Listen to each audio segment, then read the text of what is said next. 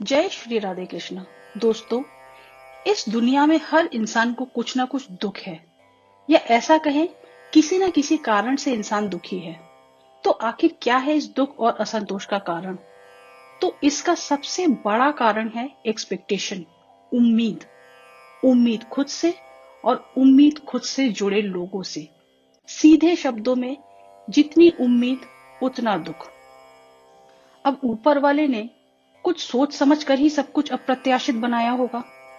इसीलिए किसी भी प्रकार की उम्मीद न रखने से ही जीवन में इंसान सुखी रह सकता है।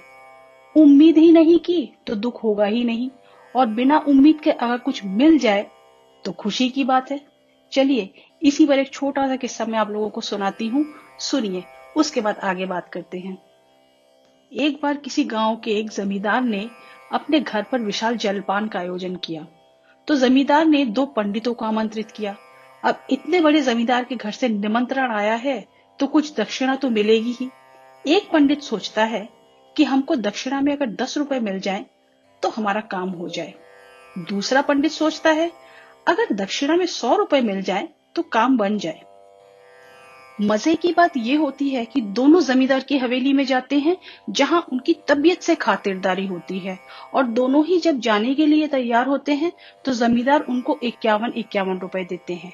पहला पंडित, जिसने 10 रुपए की उम्मीद की थी, उसे तो ज्यादा मिल गए और वो खुश हो गया। और दूसरा पंडित, जिसने 100 की उम्मीद लगाई थी, उसको उसकी उम्मीद से कम मिले तो वो दुखी हो गया। इसीलिए मैंने बोला कि उम्मीद नहीं की तो दुख नहीं होगा, और अगर बिना उम्मीद के कुछ मिल जाए या कुछ ज्यादा मिल जाए तो वो सुख का कारण होगा। अब दूसरों से उम्मीद की बात तो छोड़िए, कभी कभी हम खुद से ही इतनी उम्मीदें लगा बैठते हैं कि वो हमारे लिए दुख का कारण होती है।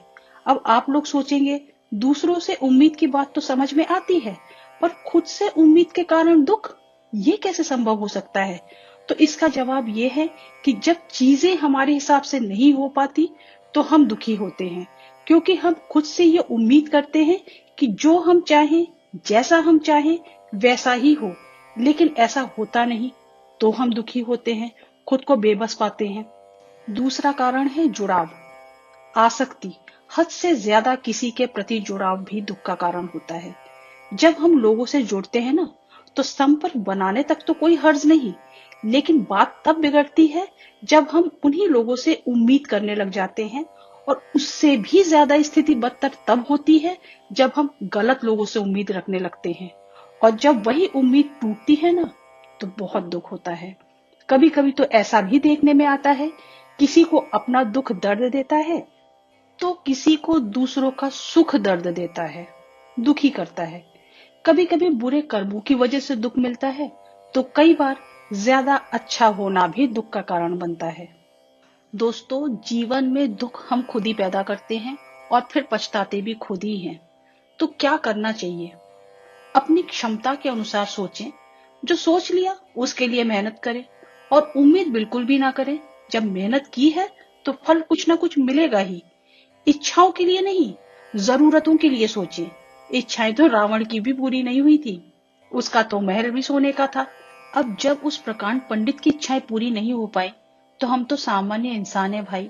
एक बात तो मान ले, वक्त से पहले और किस्मत से ज्यादा न किसी को मिला है और ना ही किसी को मिलेगा। हम जीवन को पकड़ कर रखना चाहते हैं, जीवन को स्वाभाविक प्रकृति के साथ स्वीकार ही नहीं करना चाहते, इसीलिए और भी ज्यादा दुखी रहते हैं। जो कुछ भी हमारे पास है उसको भी एंजॉय नहीं कर पाते। सिर्फ सुख की कामना करते रहना ही दुख का सबसे बड़ा कारण है।